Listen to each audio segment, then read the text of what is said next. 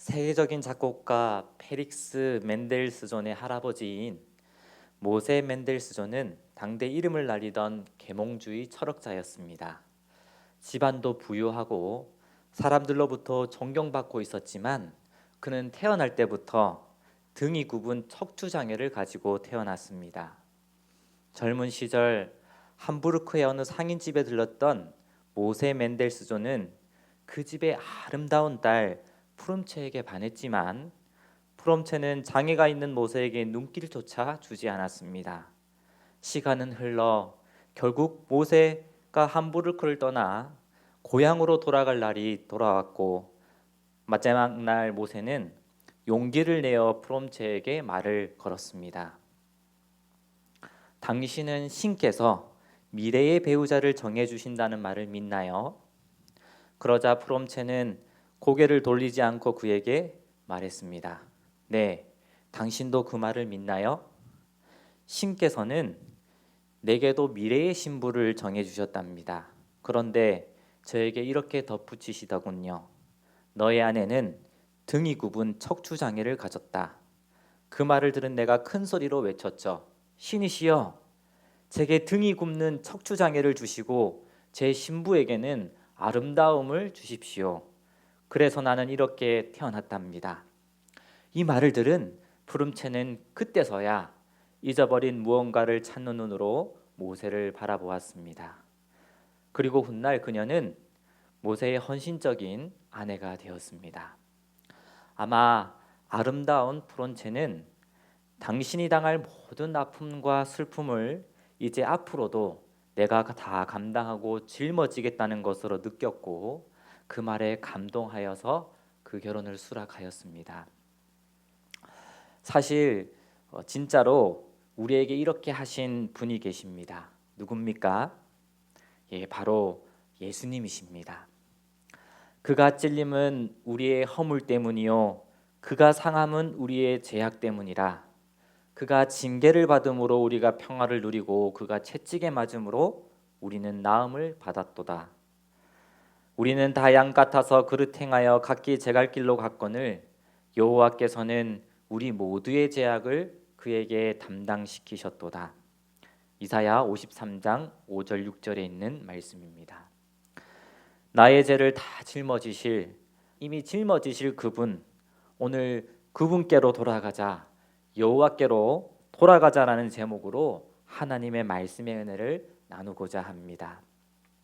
먼저 본문 말씀 읽도록 하겠습니다. 오라, 우리가 여호와께로 돌아가자. 여호와께서 우리를 찢으셨으나 도로 낫게 하실 것이요 우리를 치셨으나 싸매어 주실 것임이라. 여호와께서 이틀 후에 우리를 살리시며 셋째 날에 우리를 일으키시리니 우리가 그의 앞에서 살리라. 그러므로 우리가 여호와를 알자. 힘써 여호와를 알자. 그의 나타나심은 새벽같이 어김없나니 비와 같이 땅을 적시는 늦은 비와 같이 우리에게 임하시리라 하시니라. 에브라임아, 내가 내게 어떻게 하랴? 유다야, 내가 내게 어떻게 하랴? 너희의 이내가 아침 구름이나 쉬 없어지는 이슬 같도다. 그러므로 내가 선지자들로 그들을 치고 내 입의 말로 그들을 죽였노니 내 심판은 빛처럼 나오느니라. 나는 인애를 원하고 제사를 원하지 아니하며 번제보다 하나님을 아는 것을 원하노라. 여호와께로 돌아가자라고 말했던 호세아 선지자는 북방 이스라엘 선지자였습니다. 특별히 선지자들에게 명하여서 음란한 고멜과 결혼하게 하신 하나님은 이 모습을 보고 이스라엘이 자신이 얼마나 하나님을 떠나 음란해졌는지 깨닫기를 원하셨습니다. 호세아 1장 2절, 너는 가서 음란한 여자를 맞이하여 음란한 자식들을 낳으라. 이 나라가 여호와를 떠나 크게 음란함이니라 하시니, 일반 사람도 아닌 하나님께서 선지자에게 하신 이유가 있으셨습니다. 그것은 이스라엘 모든 사람들로 알게 하기 위함이었습니다.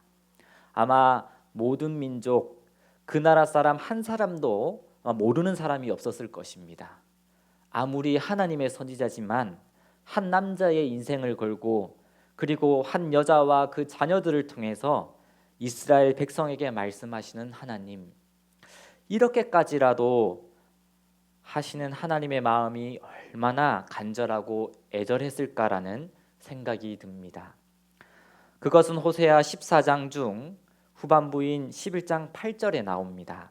에브라임이여 내가 어찌 너를 놓겠느뇨, 이스라엘이여 내가 어찌 너를 버리겠느냐, 내가 어찌 너를 아드마같이 놓겠느냐, 어찌 너를 스보임같이 두겠느냐, 내 마음이 내 속에서 돌이키어 나의 긍휼이 온전히 불붙는 듯 하도다.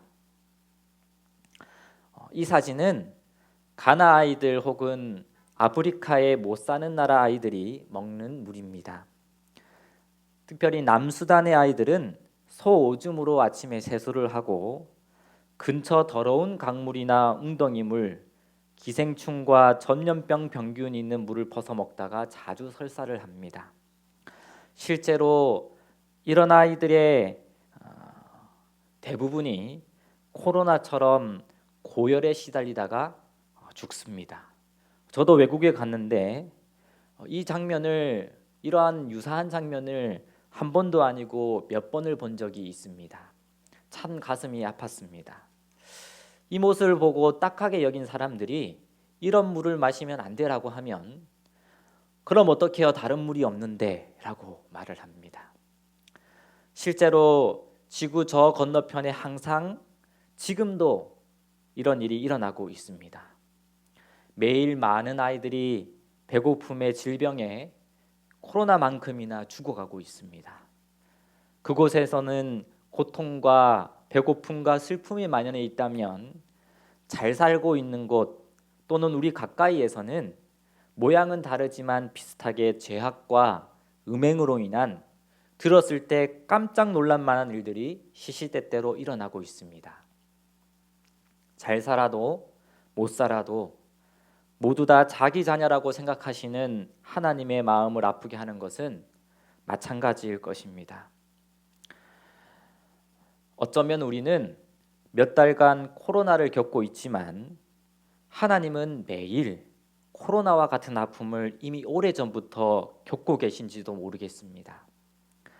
그러나 시간이 가면 갈수록 고통이 더해가면 갈수록 사람들은 하나님께 나아오는 것이 아니라 점점 더 하나님께 멀어져만 가고 있습니다.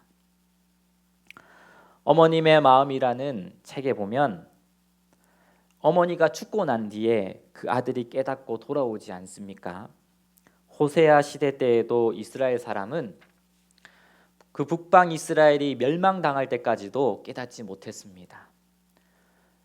이 땅에는 진실도 없고 인애도 없고 하나님을 아는 지식도 없고 오직 저주와 속임과 살인과 도둑질과 간음뿐이요 포악하여 피가 피를 뒤이음이라.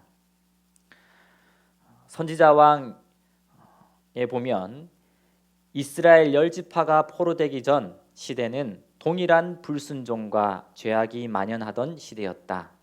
하나님의 율법은 쓸데없는 것으로 간주되었으며 이것이 이스라엘에게 죄악의 수문을 열었다. 우리는 이 코로나가 우리를 위협하고 있는 이때에 하나님을 믿는 백성들은 지금 이 지구의 많은 사람들이 하나님을 떠나 살며 불순종과 죄악이 가득한 가운데 살고 있음에 시선을 돌려야 할 것입니다. 그뿐 아니라 내 자신도 호세아 시대의 북방 이스라엘 민족과 같은 자가 되지 않기 위해서 살펴보아야 할 것입니다. 내 백성이 지식이 없으므로 망하는도다.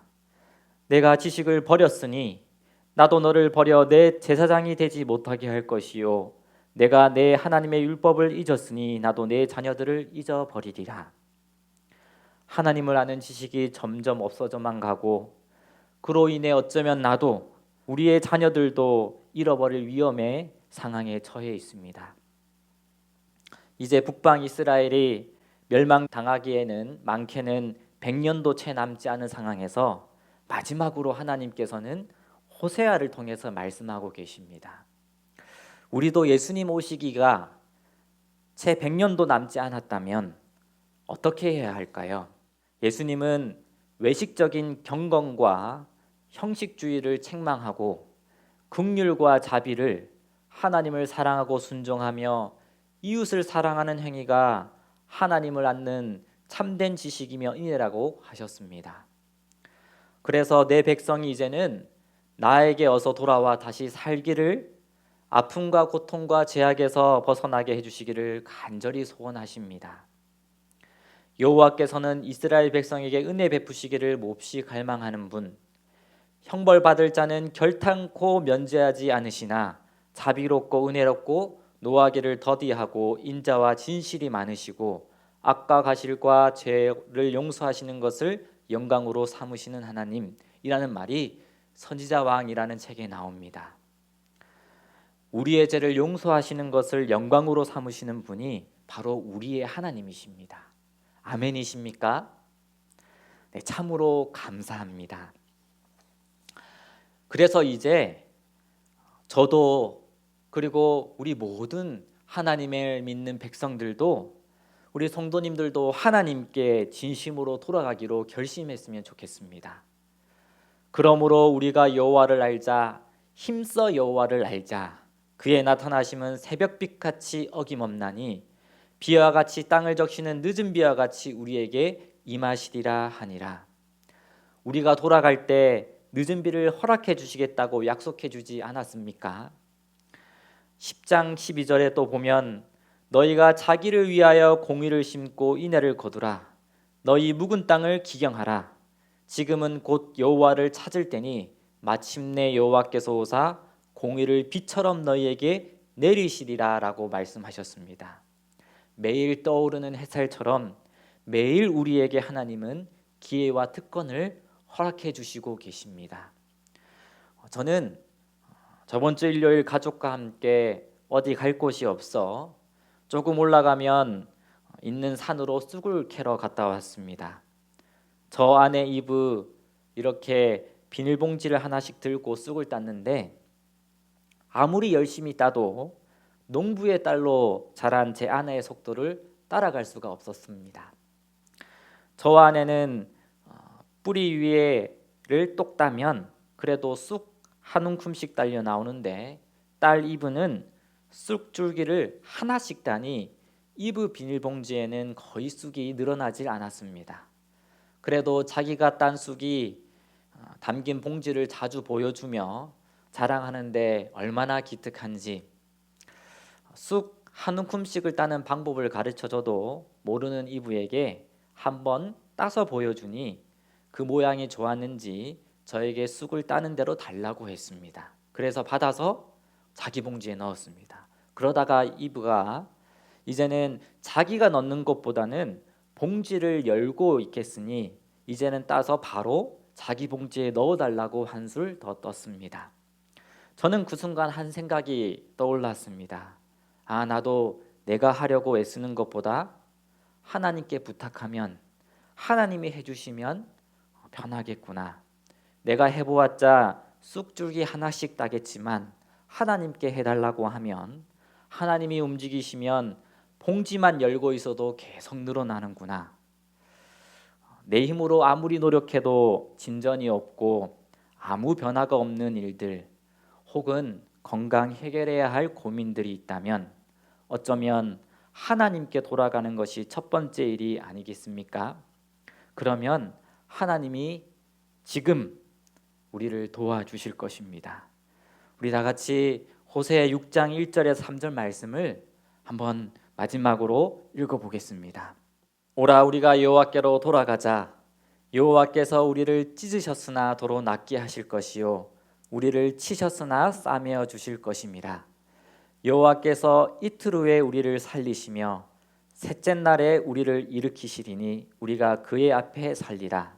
그러므로 우리가 여호와를 알자, 힘써 여호와를 알자. 그의 나타나심은 새벽빛같이 어김없나니 비와 같이 땅을 적시는 늦은 비와 같이 우리에게 임하시리라 하시니라. 이 기회에 여호와를 힘써 아는 우리 저와 성도님이 되시기를 간절히 바라며 말씀을 마치도록 하겠습니다.